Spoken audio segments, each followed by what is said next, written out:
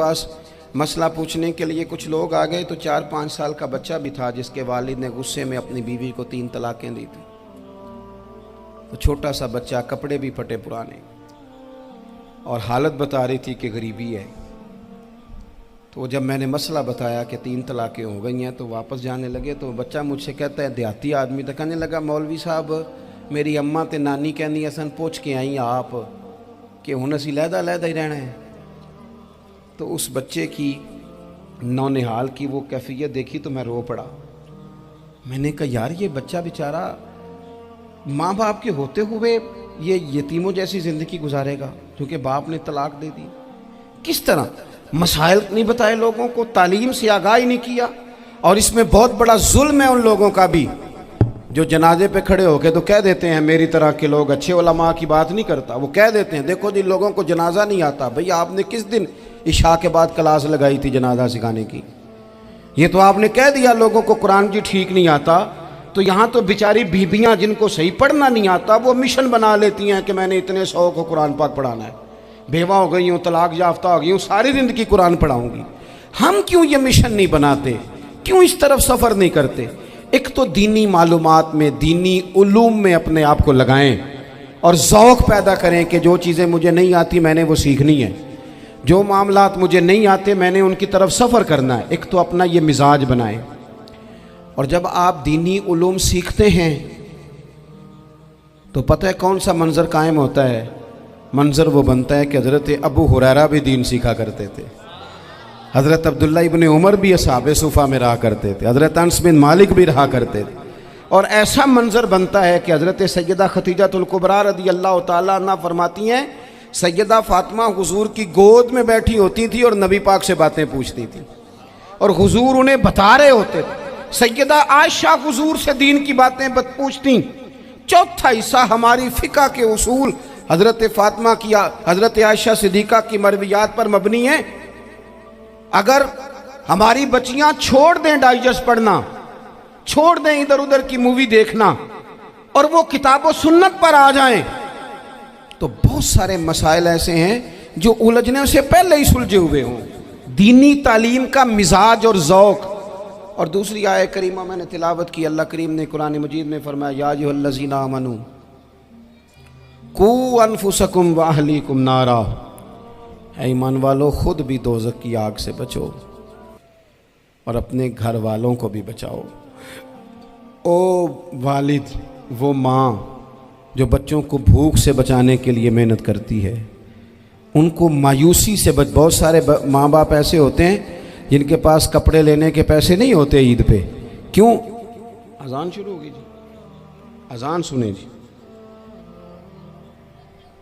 عزیز بھائی، جس طرح ہم اپنے بچوں کو دیکھیں، بہت سارے ماں باپ کے پاس گنجائش نہیں ہوتی، لیکن اس نیت سے کہ بچوں کے دل ٹوٹ جائیں گے، عید پہ کیسے گزارا کریں گے، مشکل سے بھی کپڑے خرید کے دیتے.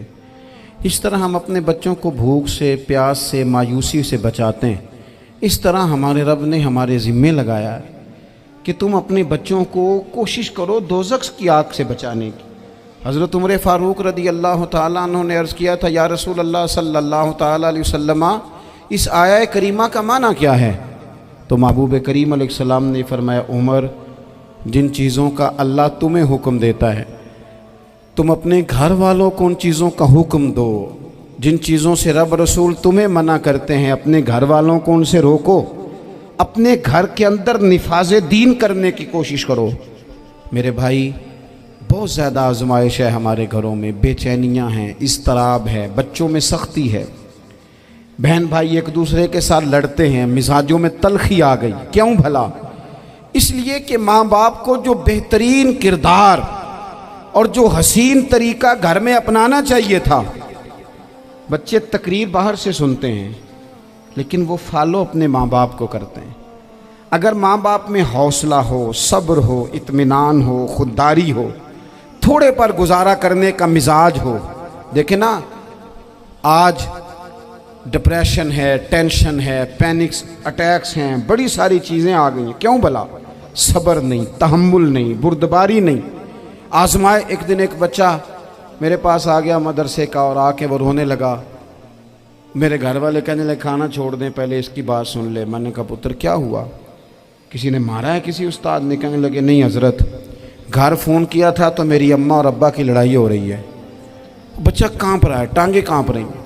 میں نے کہا کیا ہو کیا گیا تمہیں پتر، لڑائی ہو رہی ہے تو گھروں میں ہو ہی جاتی ہے۔ کہنے لگے نہیں آپ کو پتہ نہیں، وہ بڑا سخت لڑتے ہیں۔ میرے والد جب میری والدہ کو مارنے کے لیے آگے بڑھتے ہیں تو ہم سارے چارپائیوں کے نیچے چھپ جاتے ہیں، ہمیں خوف آتا ہے، وہ منظر خطرناک ہوتا ہے۔ یہ کون تکلیف دے رہا ہے اپنے بچوں کو؟ یہاں بیٹھے ہمارے ہاں میلوں دور رہتے تھے اس کے گھر والے، تو وہ تکلیف میں تھا، تو گھر میں کیا کیفیت ہوگی؟ اگر حوصلہ ہو، صبر ہو، قناعت ہو، اللہ کے دیے ہوئے تھوڑے رزق پر ہمیں راضی رہنا آتا ہو، ہمارے گھروں میں سکون آئے، اطمینان آئے، ہم جو زندگی بڑی خوشی خوشی گزار سکتے ہیں۔ ہمارے مزاجوں کا لالچ، ہماری طبیعتوں کی بے راہ روی، ہماری جھوٹی انا کا بت، ان ساری چیزوں کو ختم کر دیتا ہے۔ اپنی زندگی کے اندر اگر ہم وہ کردار اپنے بچوں کو دیں جس کردار میں موبائل بھی ہو، جس میں گاڑی بھی ہو، جس میں پیسے بھی لا کے ابا دراز میں رکھتا ہو، لیکن والد کا گھر میں مصلی بھی موجود ہو، اس کی کوئی تسبیح بھی ہو، وہ یہ بھی کہتا ہو کہ خدا نے اپنے فضل سے آج 5,000 دیا ہے تو اس میں 1,000 غریبوں کا بھی ہے، اس میں تھوڑا سا میں نے اللہ کی رضا کے لیے بھی رکھا ہے۔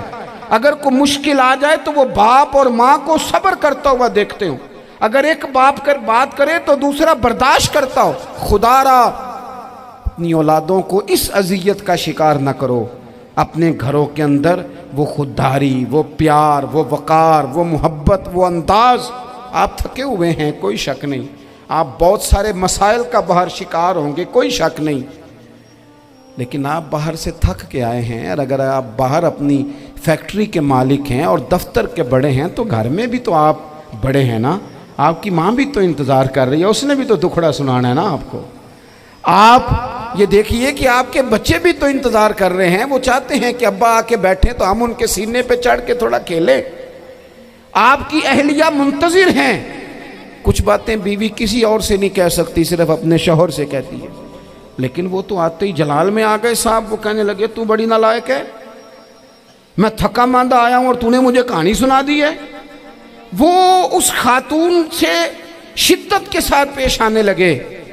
میرے رسول پاک کی حیات نور کو دیکھو، حضرت ام ایمن حضور کی رضائی والدہ ہیں، ان کی بھی خدمت ہو رہی ہے، حضرت حلیمہ سعدیہ آ رہی ہیں تو خدمت ہو رہی ہے، حضرت عباس حضور کے چچا ہیں تو کریم فرماتے ہیں میرے چچا ہیں باپ کی جگہ پہ۔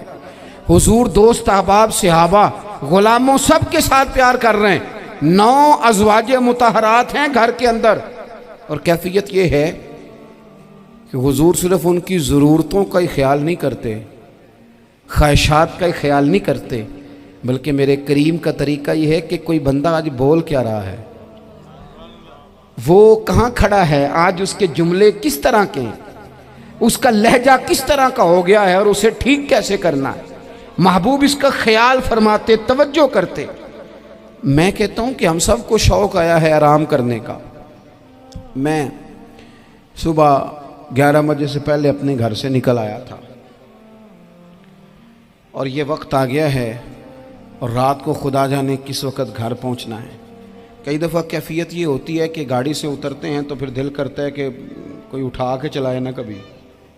اس کے باوجود بہت سارے لوگ ناراض رہتے ہیں کہ ہم سے مل کے نہیں گئے، فوٹو نہیں کھنچوا کے گئے، فلانی جگہ چائے نہیں پی کے گئے۔ یہ تسلسل ہے، لیکن میں جتنا مرضی تھکا ماندہ گھر جاؤں گا نا، کبھی ایسا نہیں ہوا کہ میں گھر جاؤں تو بڑی ٹینشن میں جاؤں۔ میری گھر والی ایک دن مجھ سے کہنے لگی آپ نے کبھی نہیں کہا کہ میں تھکا ہوا آیا، بندہ تھک بھی تو جاتا ہی ہے نا، کبھی کہاں کرے نا۔ میں نے اسے کہا پتہ کیوں نہیں کہتا، اس لیے نہیں کہتا کہ میں نہیں چاہتا کہ میرے بچے یہ کہیں کہ ہم نے دین نہیں پڑھنا، ہمارا باپ تو بڑی مشکل میں ہے۔ ہم اپنے کام کے بارے میں اپنے گھر میں شکوے کرتے ہیں۔ آپ کسی بچے سے پوچھ لیں کون سا کام کرنا ہے، کہنا جڑا ابا جی کر دے رہے ہیں وہ نہیں کرنا۔ کیوں کہ ابا جی ہر روز تو کہتے ہیں میں بڑا الجھ گیا ہوں، یہ کام بڑا مشکل ہے۔ میں چاہتا ہوں کہ میں اپنے بچوں کو یہ بتاؤں کہ پتر میں تو جدھر جاتا ہوں پھول ہی پھول ہیں، میں تو جدھر سے گزرتا ہوں محبت ہی محبت ہے، میں تو جدھر سے دیکھتا ہوں دعائیں ہی ملتی ہیں، تاکہ ان کا شوق پیدا ہو۔ میرے عزیز، آپ تھوڑا سا دل بڑا کریں۔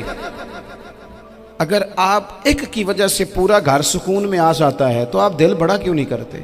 جگہ ڈھونڈتے ہیں بس مجھے کوئی تنگ نہ کرے، کوئی میری باپ ماں بدولت کو کوئی پریشان نہ کرے۔ بخاری شریف سنیے، حضرت عائشہ صدیقہ رضی اللہ تعالیٰ عنہ بیٹھی ہیں، حضور فرمانے لگے عائشہ آج ایک بات نہ بتاؤں تمہیں؟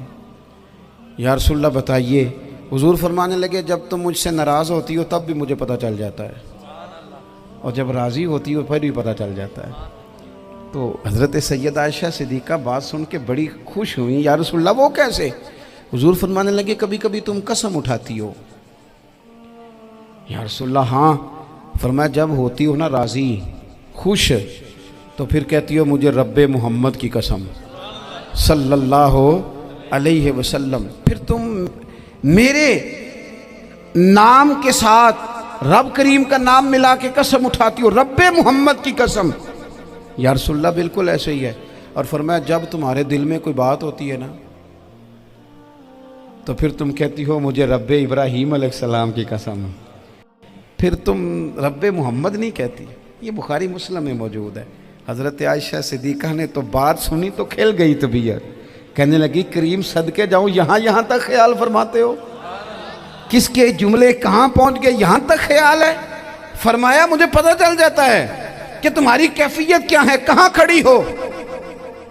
اور بھئی ہم تو اپنی ماں کا بھی خیال نہیں رکھتے۔